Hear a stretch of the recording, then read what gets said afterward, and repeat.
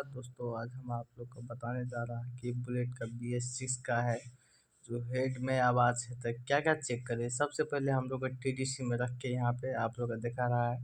सबसे पहले आप लोग टाइपिंग चेक करें, इनलेट कितना है, एग्जॉस्ट कितना है, और TDC में रख के टाइपिंग चेक करें, इनलेट एग्जॉस्ट। इनलेट एग्जॉस्ट सही है, 8/18 ठीक है। तो सबसे पहले हम लोग के यहाँ पे चेयर सेट जिस दिख रहा है वहाँ पे ये है, प्ले कटा है कि नहीं कटा है वो चेक करें। और दोनों का वायरिंग चेक करें, रोकर आर्म का वायरिंग ज़रूर चेक करें, ये भी कटा है कि नहीं कटा है वो भी चेक करें।